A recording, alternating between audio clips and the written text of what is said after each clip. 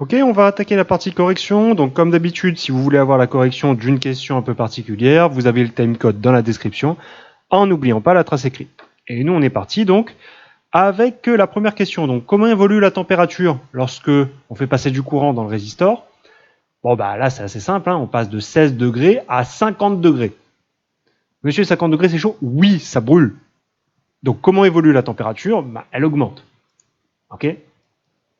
Je ne vais pas passer énormément de temps sur cette première question, en n'oubliant pas comment évolue, est-ce que ça augmente, est-ce que ça diminue, est-ce que ça reste constant, en fonction de ce qu'on étudie.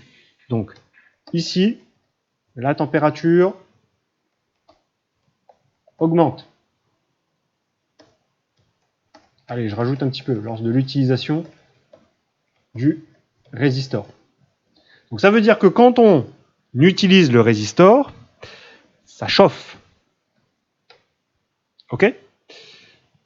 Alors deuxième question, donc maintenant on va parler d'énergie. Donc pour expliquer simplement, on va, au lieu de tout décrire avec des mots comme « Ah tiens, il y a de l'électricité qui passe dedans et après ça chauffe », on va utiliser cette notion d'énergie.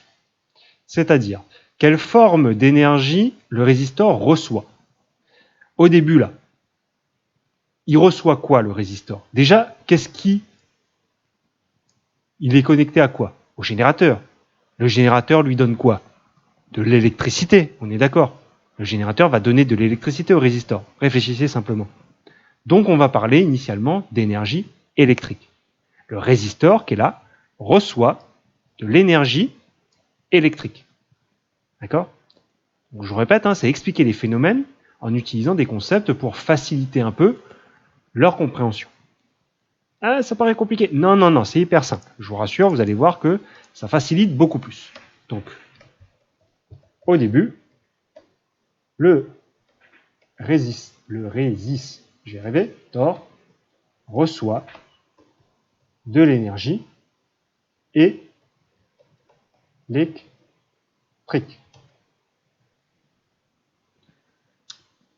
Alors cette énergie électrique, parce que c'est ça la question, qu'est-ce qu'elle va devenir? Eh bien, qu'est-ce qu'on a observé au cours de l'expérience?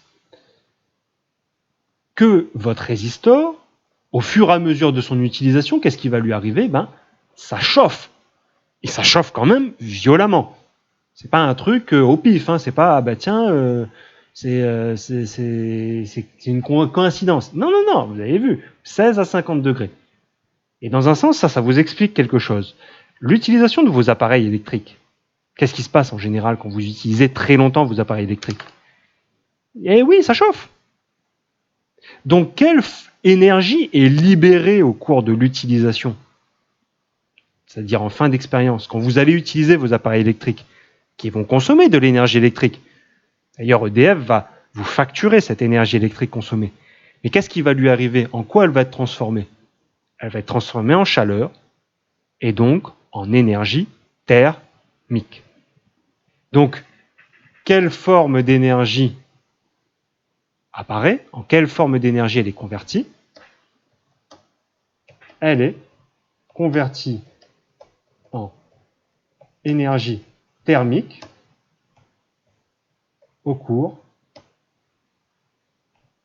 de l'utilisation du résistor. Voilà. Ça paraît compliqué. Non, c'est pas compliqué. Pourquoi? Quand vous utilisez votre appareil, ça chauffe. Ça chauffe, ça dégage de la chaleur. Si ça dégage de la chaleur, donc on parlera d'énergie thermique. L'utilisation là, la consommation d'électricité, donc de l'énergie électrique, ça aurait fait tourner, comme je vous avais dit avant. On aurait parlé d'énergie mécanique. L'énergie électrique est convertie en énergie mécanique. Ça aurait émis de la lumière. On aurait parlé d'énergie lumineuse. Ça aurait, je sais pas moi, ça aurait fait une transformation chimique, tiens. On aurait parlé d'énergie chimique. Ça aurait fait de la radioactivité, on aurait parlé d'énergie radioactive. D'accord? Sauf que là, le résistor, il chauffe. Donc, on va pas parler d'énergie chauffante. Ça veut rien dire.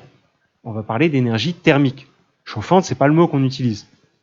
On utilise le mot thermique.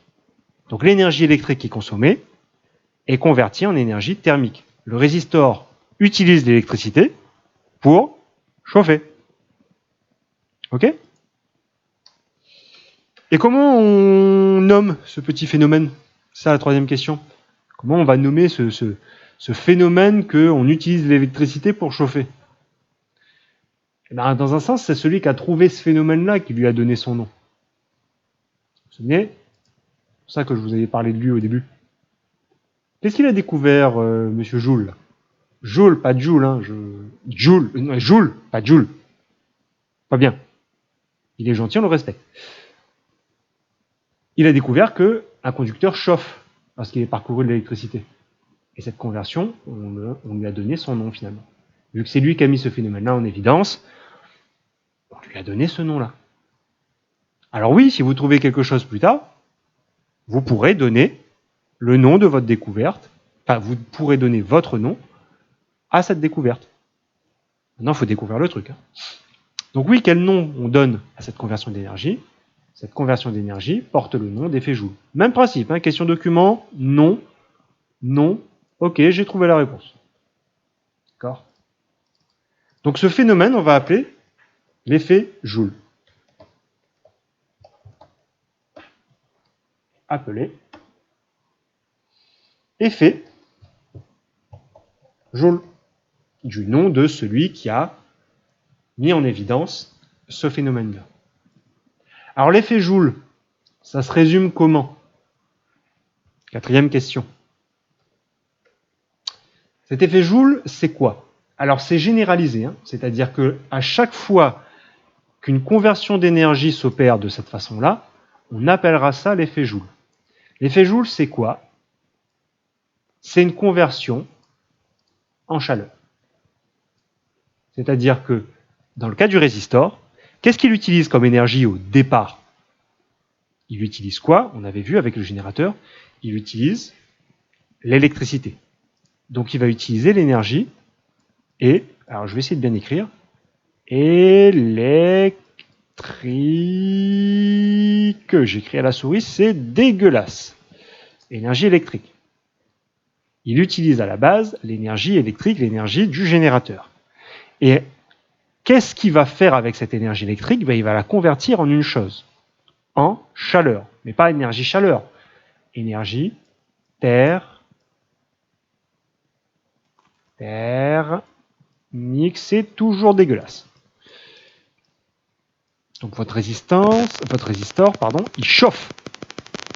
Et vu qu'il chauffe, il émet de la chaleur, donc il libère de l'énergie thermique. D'accord?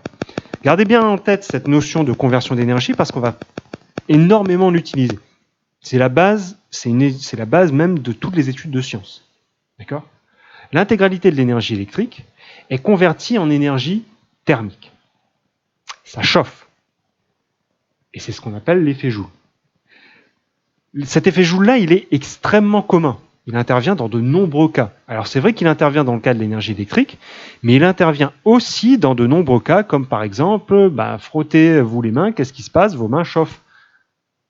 Pourquoi? Parce que justement, votre énergie mécanique, votre mouvement, va être converti en énergie thermique. C'est aussi de l'effet Joule. Vos freins bloquent le mouvement, justement, en la convertissant en énergie thermique. Et c'est ça, en fait, le but de la résistance. La résistance, en freinant l'électricité, elle va chauffer. Donc, elle va convertir cette énergie électrique, qui est contenue dans les câbles, en énergie thermique. Ce qui permet d'avoir beaucoup moins d'électricité dans vos câbles. C'est un peu plus pratique. Je répète que c'est un peu le but de la résistance. Et qu'est-ce qu'elle va faire? Elle va chauffer. D'accord? Alors, il faut dire que dans le cadre de l'électricité, c'est pas top. Oui, prenez vos ordinateurs. Est-ce qu'un ordinateur qui chauffe, c'est bien? Non. Non, parce que dans ces conditions-là, la carte mère, elle ne va pas forcément tenir et elle fond. Parce que les températures peuvent monter très très vite. Je répète, on a laissé tourner 2 minutes. 2 minutes. Avec un générateur de 12 volts. Bon, imaginez un appareil qui est beaucoup plus gros et qui tourne pendant 24 heures non-stop sur une tension qui est beaucoup plus importante. Est-ce que ça fout le feu? Oui, votre truc il fond, il crame. Alors, c'est pas forcément ce qu'il y a de mieux. Cependant, dans certains cas, c'est utile. Alors, 5e question. Pourquoi certains appareils électriques sont équipés de résistance? Alors, on va signaler 2 cas. Alors, c'est vrai que je le mets parce que c'est la réponse qu'on a dit. Pourquoi certains appareils électriques sont équipés de résistance? La première chose, oui, les résistances. Les résistances servent à bloquer le courant. Ça, c'est vrai. Et ça, j'en démords pas. C'est pour ça que certains appareils vont être équipés de résistance. Mais il y a autre chose. Ce phénomène, à quoi ça peut servir ça? Cette conversion d'énergie électrique, cette utilisation d'énergie électrique en énergie thermique, cette conversion d'électricité en chaleur, à quoi ça pourrait servir? À chauffer, oui. Faut pas chercher plus loin. Vous avez vu? 2 minutes, 12 volts, on passe à 50 degrés. Ça serait peut-être bien de l'utiliser spécialement pour chauffer. Et oui, vos radiateurs électriques, c'est des grosses résistances. Donc certains appareils à bloquer le courant, mais aussi, dans certains cas, ils servent à chauffer des objets. Et là, vous en avez plein de différents. Je peux vous en donner 3. Alors, on a parlé effectivement pour le moment des radiateurs électriques. Il y a quoi d'autre? Qui utilisent l'électricité pour chauffer, même à très haute température. C'est pour ça que parfois vous avez des habits qui sont super propres et super bien lisses. Le fer à repasser. Et oui, cette conversion d'énergie électrique en énergie thermique, si dans certains cas on essaie de l'éviter, comme par exemple les ordinateurs, c'est pour ça que vous avez les systèmes de refroidissement, les ventilateurs et ainsi de suite, qui sont dans vos appareils électriques. Parce que dans certains cas, c'est pas pratique cet effet Joule. Mais dans certains cas, c'est complètement utile. Et c'est complètement utilisé dans ce sens-là. Fer à repasser, radiateur électrique, et ainsi de suite. D'accord?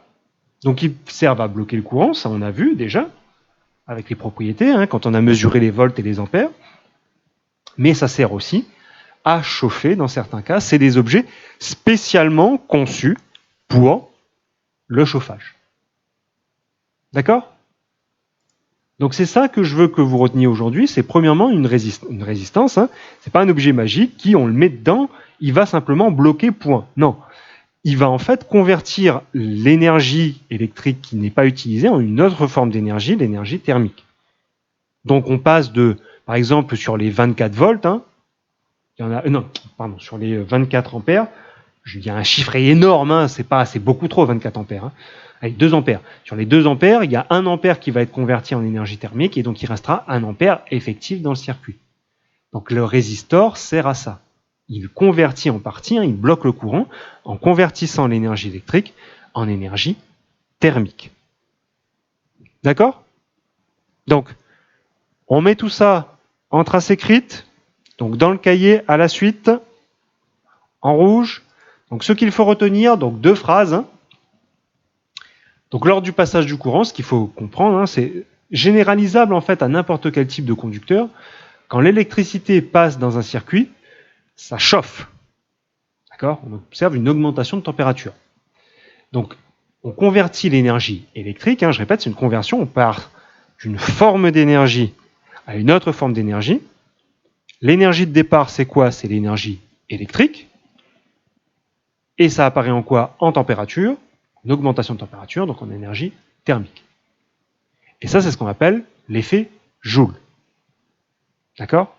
Effet Joule à garder en tête parce que ça, vous allez énormément en entendre parler. C'est un truc qui est très très courant. Alors pareil, deuxième phrase, lorsque la plupart du temps... Oula, l'effet Joule. Non, l'effet Joule. Si la plupart du temps on essaie d'éviter cet effet Joule, la plupart du temps on essaie de l'éviter, je sais plus si c'est mieux, on peut, dans certains cas, l'exploiter lors de, par exemple, lors de l'utilisation Alors, pardon, je vais essayer de remettre ça en place. On peut par exemple l'exploiter lors de l'utilisation, par exemple, des radiateurs et ainsi de suite. Radiateur, fer à lisser, fer à repasser. On peut dans certains cas utiliser cette propriété chauffante. Ok, donc notez bien tout ça dans le cahier. Comme d'habitude, tenez-vous au courant, les classes virtuelles vont reprendre normalement à partir de la semaine prochaine. Donc tenez-vous au courant des dates, soit sur Web Collège, soit sur l'onglet à propos éventuellement de la chaîne. Notez bien ça, tenez-vous informés et tenez-vous prêts parce que on commence à arriver à la fin de l'année, donc il ne faut pas perdre le rythme. D'accord ? Donc sur ce, bonne continuation et je vous dis à la prochaine. Allez, bye!